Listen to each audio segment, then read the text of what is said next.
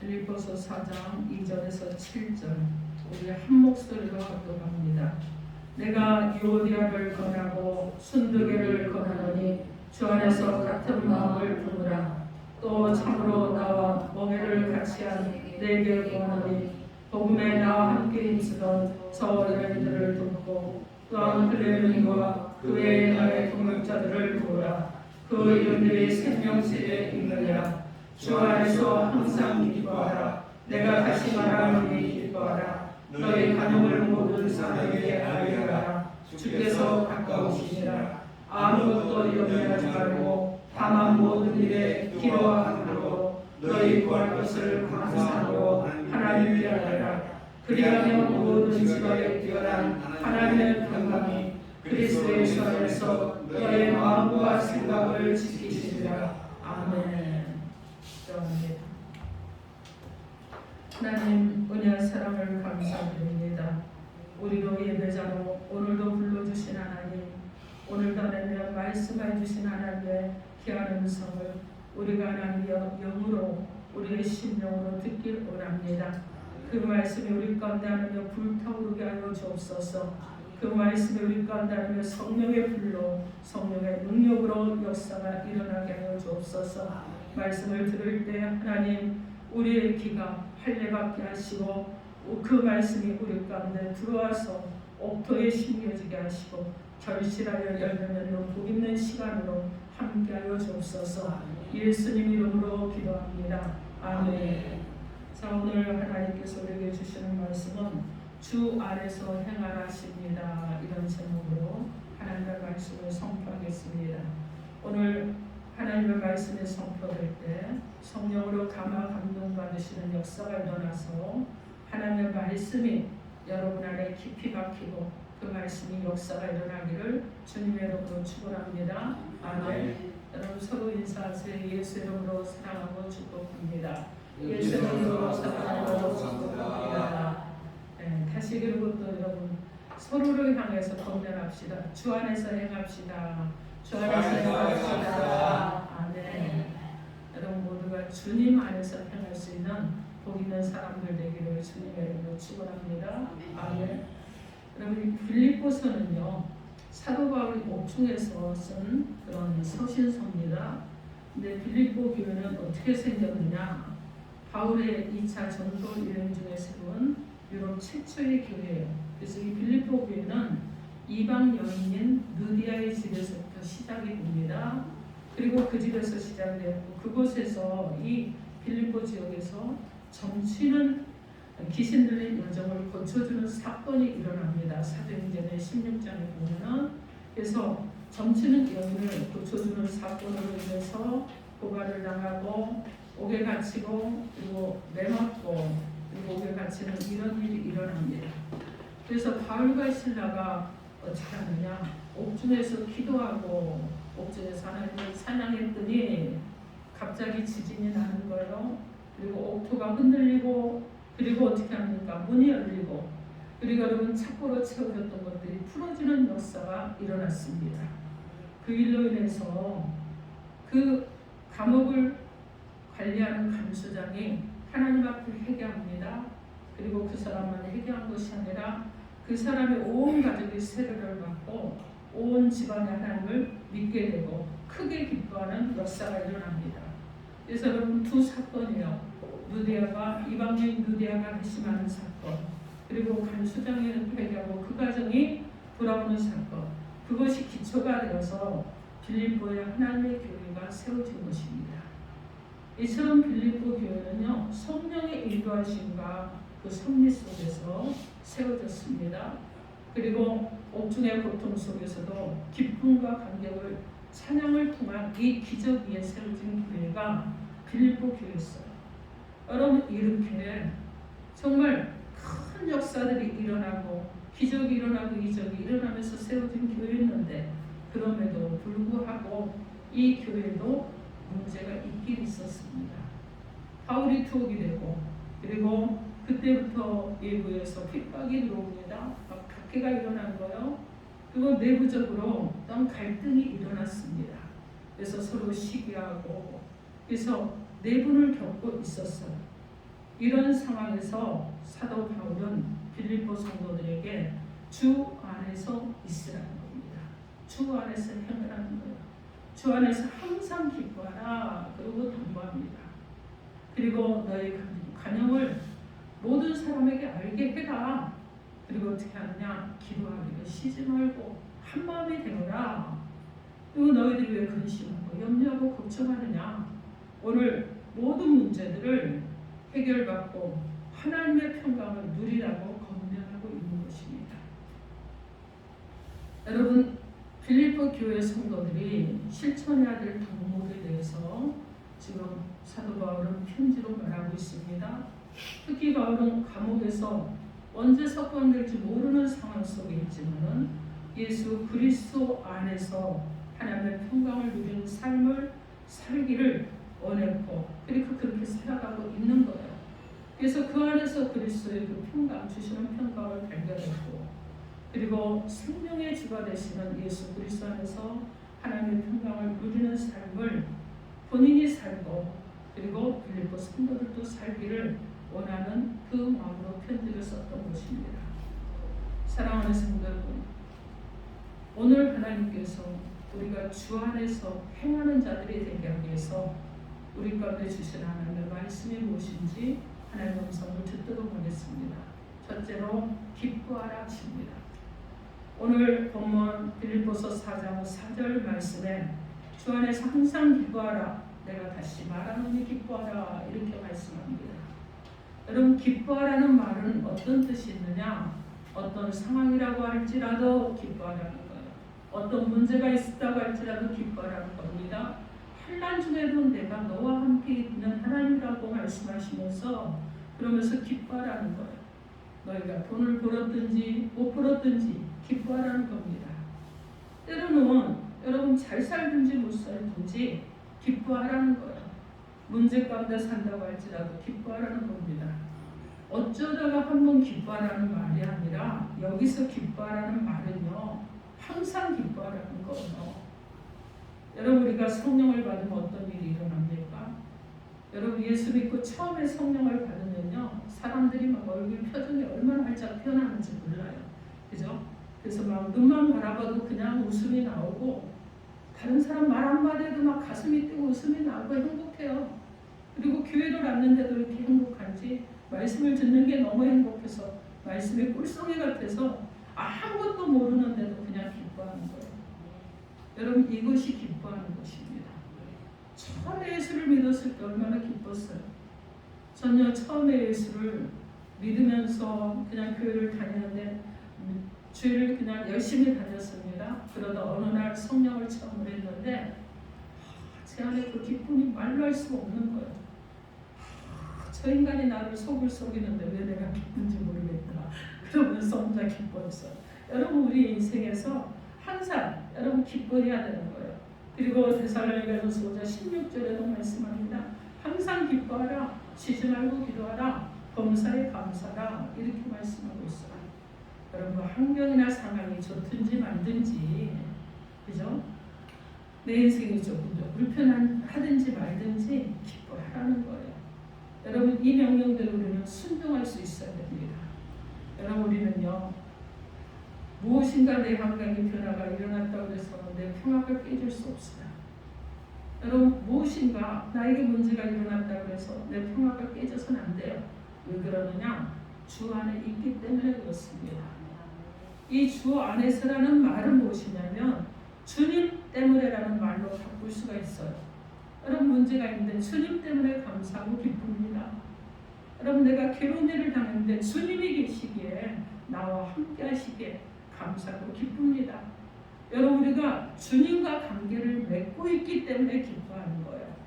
주님과 관계가 끊어지면요, 여러분 기뻐할 이유가 없습니다. 그러나 우리는 주님과 함께하고 있어요. 그래서 우리는 왜 기쁘냐? 여러분, 나 같은 죄인을 구원해 주셨으니 얼마나 기쁩니까? 십자가에 달려 죽어주시고 나를 구원해 주시니 하나님, 여러분 이것처럼 기쁜 일이 어디 있어요? 그죠? 그리고 어떻게 합니까? 날마다 살아가는데 나를 구원해 주시기만 하는 것이 아니라 그분이 나와 동행해 주시잖아요. 그러니 기뻐할 수밖에 없죠. 여러분 정말 그분이 나를 동행해 주시고 때로는 내가 문제 가운데 주님이 나를 이끌어 가시는 거예요. 내가 줄이고 목마르지 않게 하시고 내가 영적으로도 줄이고 목마르지 않게 하시고 육적으로도 줄이고 목마르지 않게 하시는 분이 누굽니까? 우리 주님이신 거예요. 그러니까 우리는 기뻐해야 될 것입니다. 하박국 3장 17절로 18절 말씀에 비록 무화과 나무가 무성치 못하며 포도나무에 열매가 없으며 감람나무에 서출이 없으며 밭에 식물이 없으며 우리의 양이 없으며 양간에 소가 없을지라도 나는 여호와를 인하여 즐거워하며 나의 구원의 하나님을 인하여 기뻐하리로다. 이렇게 말씀합니다.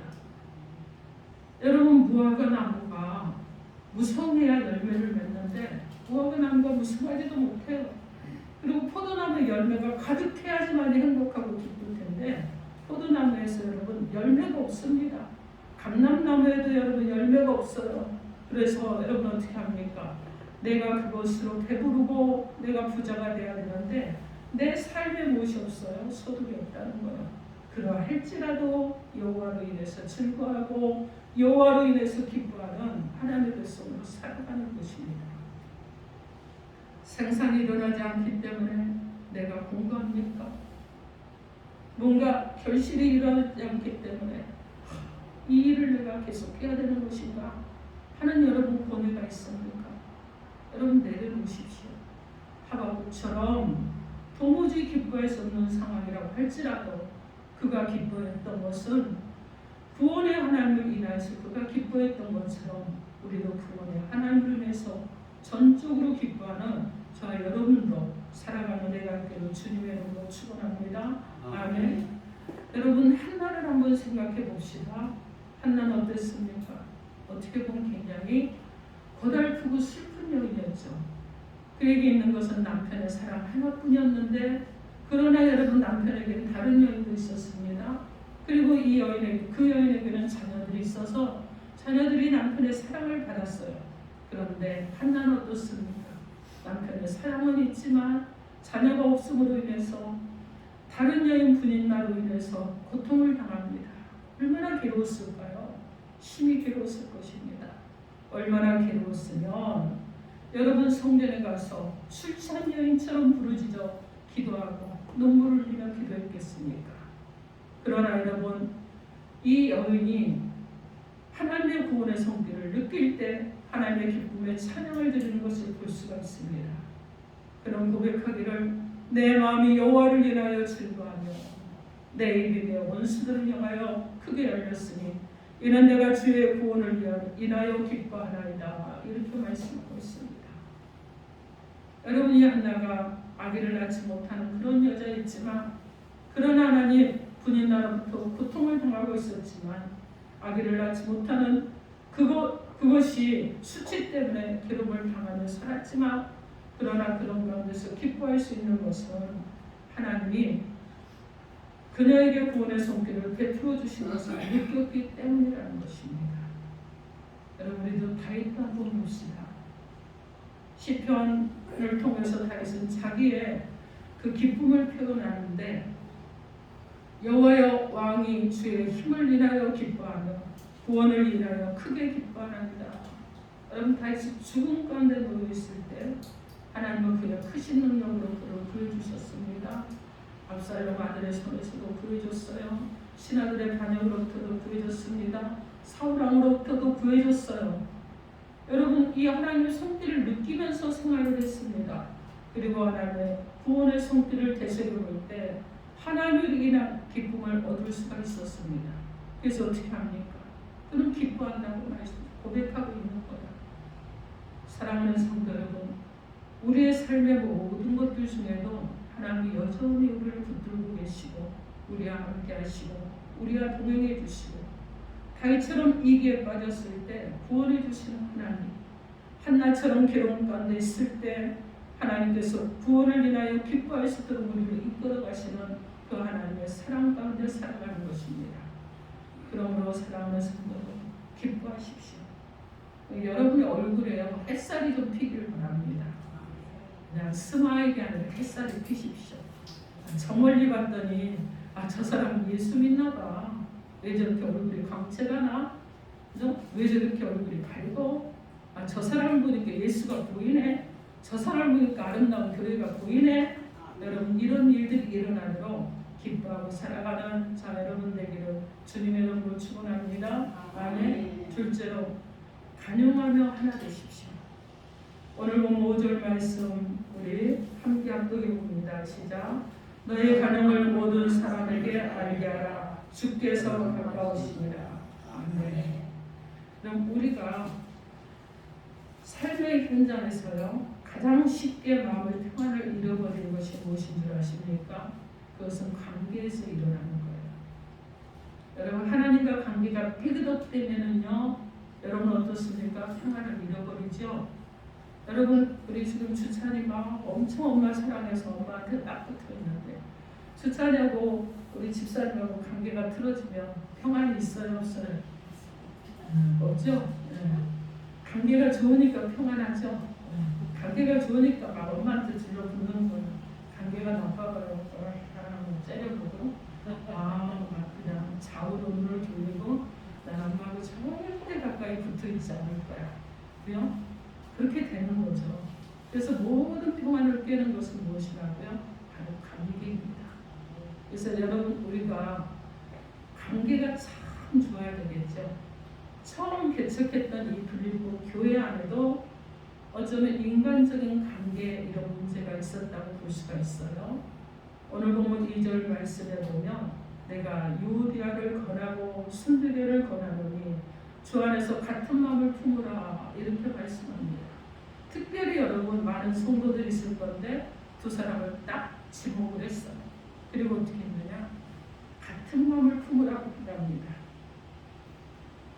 아마 이걸 유추해 본다 그러면 이 두 사람의 관계가 좀 갈등이 있지 않았을까?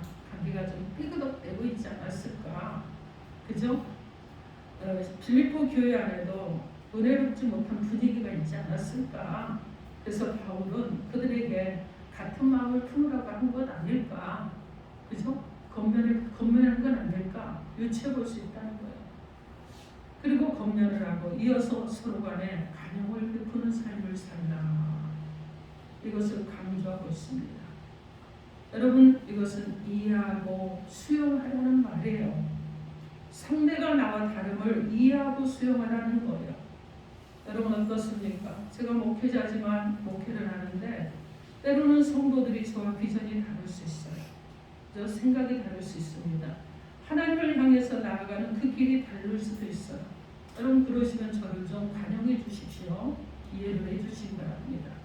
여러분 때로는요 가정 안에서도 비전이 다를 수 있어요. 그러면 어떻게 합니까? 서로의 비전을 공유하면서 하나님 앞에 함께 기도하면서 나가는 거예요.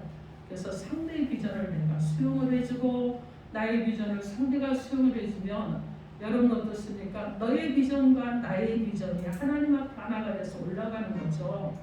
그렇게 하라는 거예요. 우리가 관용을 베풀어야 할 대상은 여러분 어떻습니까? 가장 가까운 내 이웃이에요. 내 가족이죠. 그리고 여러분 어떻게 합니까? 성도들이죠. 그리고 이제 여러분 이웃으로 넘어가야 되겠죠. 일가 친척과 또 주변의 이웃들로 넘어가야 되는 이런 관계잖아요. 하나님이 원하시는 것은 여러분 어떻게 합니까? 아담이 독처하는 것을 원하지 않으셔서 하나님은 공동체를 원하신 거예요. 그래서 하와를 갈빗불을 뽑아서 그를 만들어서 아담에게 아내로 주었던 것처럼 여러분 바로 우리 가운데도 그렇다는 거예요. 그래서 어떻습니까?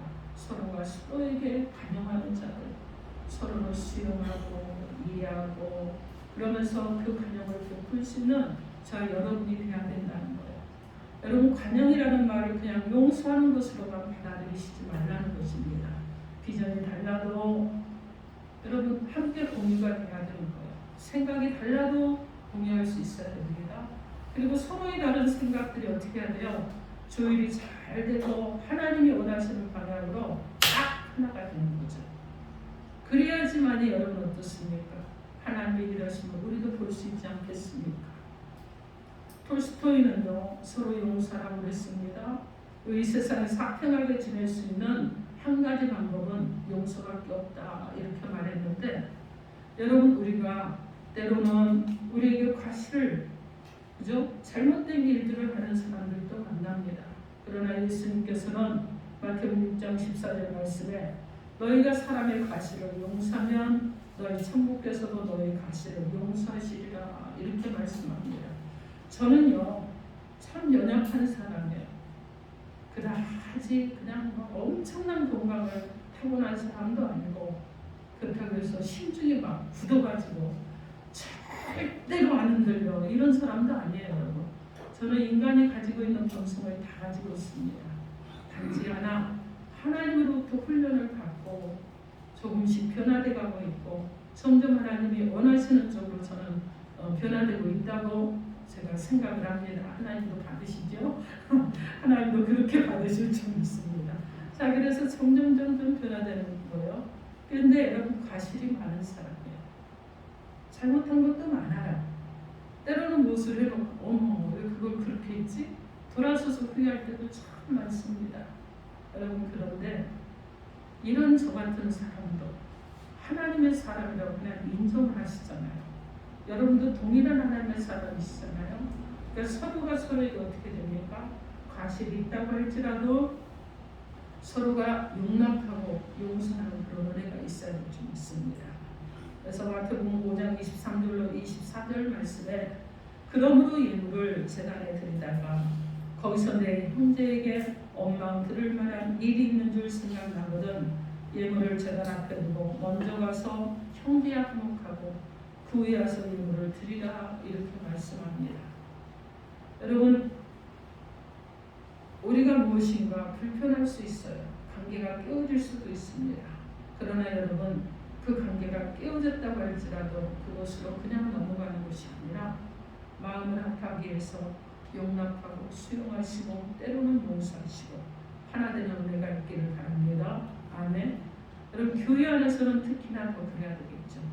그래서 교회 안에서는 여러분 한 가지 비전, 한 가지 목적, 오직 하나님 앞에 나아가는 것, 이것만을 가지고 하나님의 나라의 확장을 위해서 나아가는 우리들이 되어야 되는데, 여러분, 너의 생각과 나의 생각이 다르다고 배척하지 마시고, 너의 생각과 나의 생각이 다르니까 우리는 서로 기도하고 서로 하나 돼서 하나님의 나라를 한번 세워보는 자 여러분이 되기를 주님의 이름으로 축원합니다. 아멘. 셋째로 기도하라십니다. 기도하는 삶을 살길 바랍니다. 오늘 보면 6절 말씀 우리 함께합니다. 6절 시작. 아무것도 염려하지 말고 다만 모든 일에 기도와 간구로 너희 구할 것을 감사하고 하나님께 아뢰라. 엄청 중요한 걸 봐요. 기도와 간구도 기도죠. 그리고 또 어떻게 합니까? 너희 구할 것도 여러분 기도예요. 그런데 여러분 어떻게 하는 거예요? 강조를 합니다. 그러면서 무엇을 하라는 거예요? 기도하라는 것이죠. 어떻게 하는 것으로? 감사함으로 하나님께 아뢰라. 여러분, 그것도 여러분 기도잖아요. 그래서 기도를 엄청 강조하고 있습니다. 여러분, 우리 마음을 빼앗아가는 가장 큰 적이 바로 염려인데, 여러분, 염려하는 것은 하나님과 함께하신, 하나님이 함께하시며 인도하시고 하나님의 모든 상황을 주관하신다는 확신이 내게 부족하기 때문에 염려하는 거예요. 걱정하는 겁니다.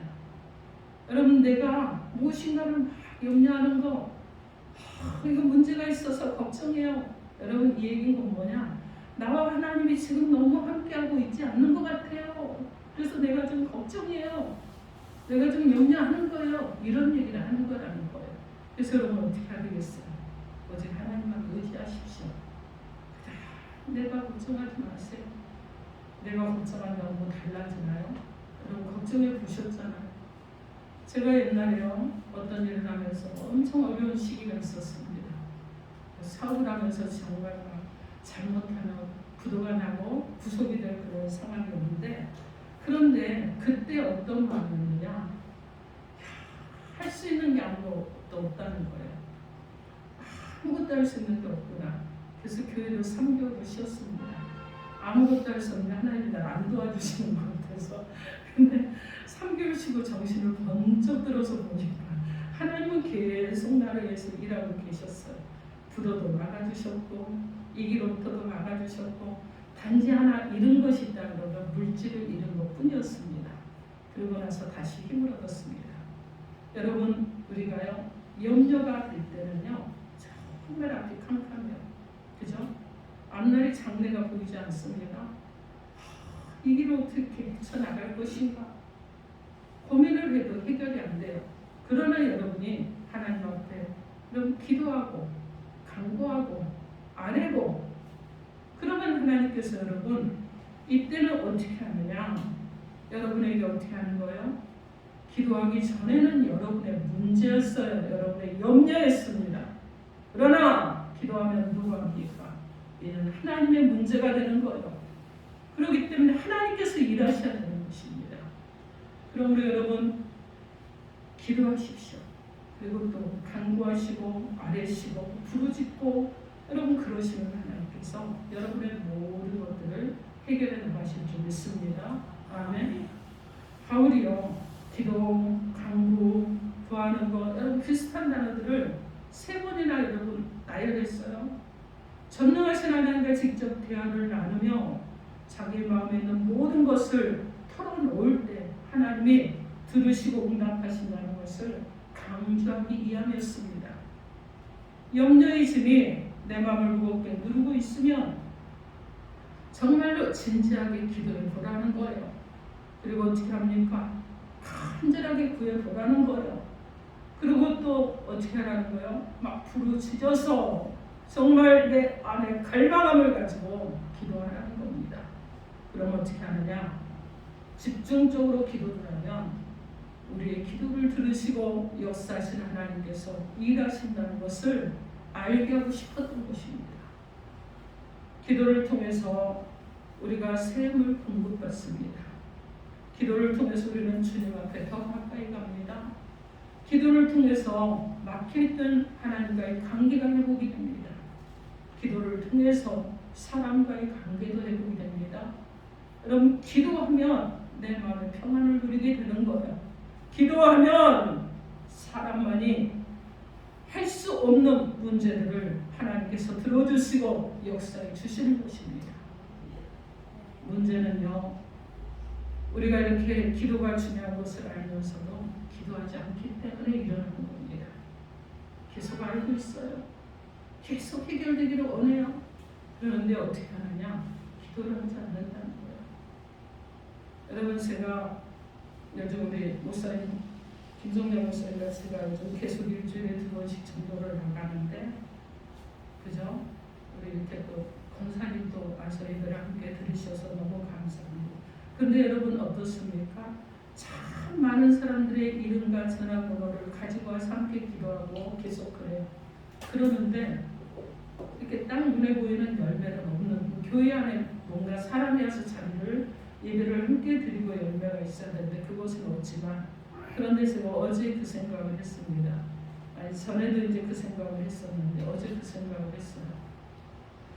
토요일은 기도를 좀 많이 해야 되겠구나. 토요일날 제가 다른 것들이 막 분주하니까 사실은 기도를 많이 하지 않았는데 그래서 6월부터는 변화를 좀 가져야 되겠구나.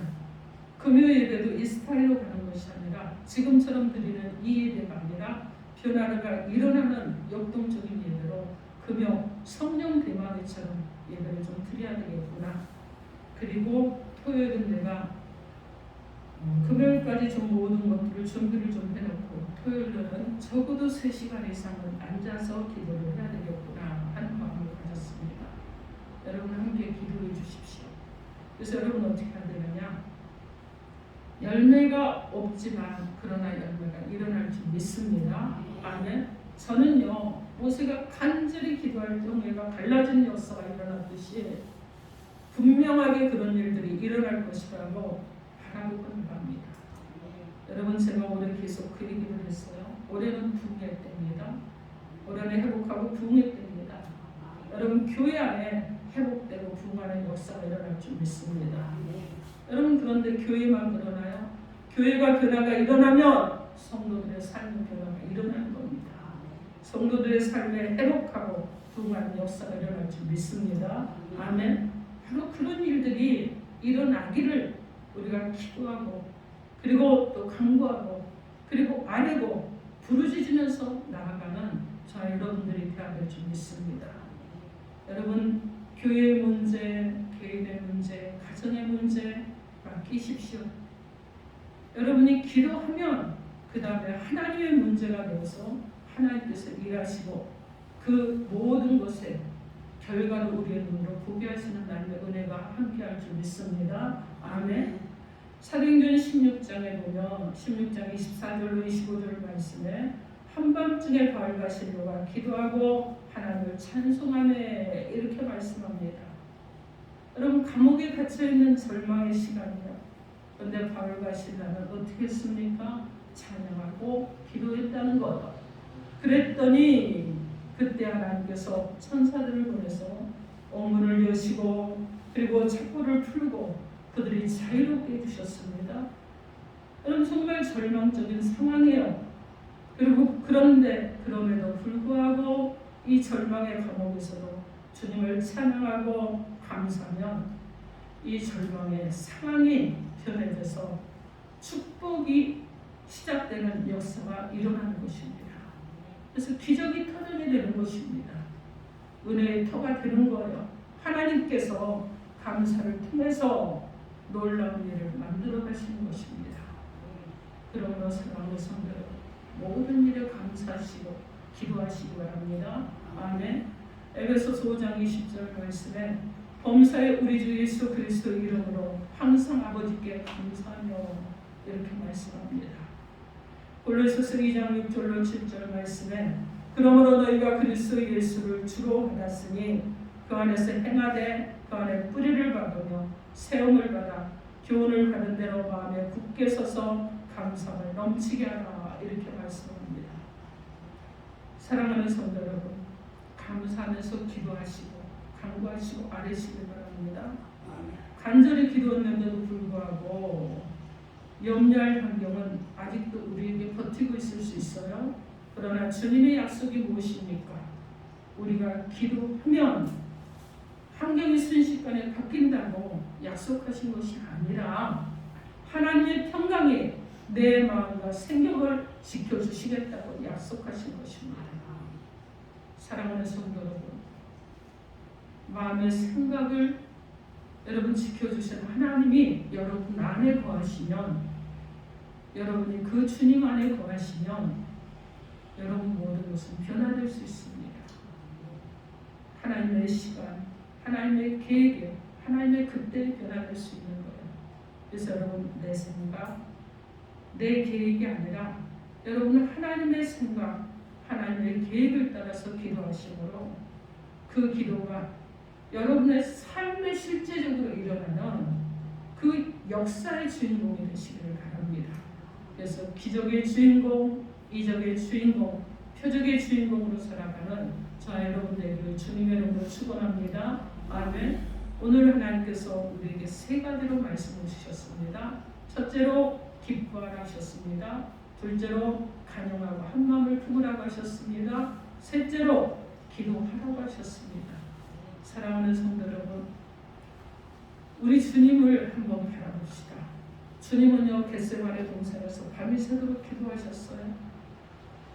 십자가를 지고 죽으셔야 될 것인데 이미 알고 계셨지만 그럼에도 불구하고 밤이 새도록 기도하셨습니다. 그리고 그 십자가가 내게 임하는 것이 아니라 이 잔이 떠나가기로 기도하셨어요. 그러나 고통이 있을 것을 아셨습니다. 그리고 십자가에 달려 죽으실 것도 아셨고 많은 채찍질과 고난을 당할 것도 아셨지만, 그러나 그것이 아버지의 뜻이거든 아버지의 뜻대로 이루어주옵소서 이렇게 기도하셨던 것처럼, 사랑하는 성도 여러분, 우리도 정말 주님 안에서 주님을 바라보면서 주님이 행하셨던 것처럼 주 안에서 행할 수 있는 저와 여러분 되시고, 우리의 삶 가운데서 항상 기뻐하고 간영하면서 한마음이 되시고 같은 비전을 품고 교회를 세우시고, 그리고 기도하시되 교회를 위해서 정말 힘써 기도하시고, 기도로 교회를 세우고, 기도로 가정을 세우고, 기도로 자녀들을 세우고, 장래를 세우고 하는 우리 모두가 되기를 주님의 이름으로 축원합니다. 아멘. 기도하겠습니다. 우리에게 주신 메시지 놓고 주여 삼창하고 통성으로 기도합니다.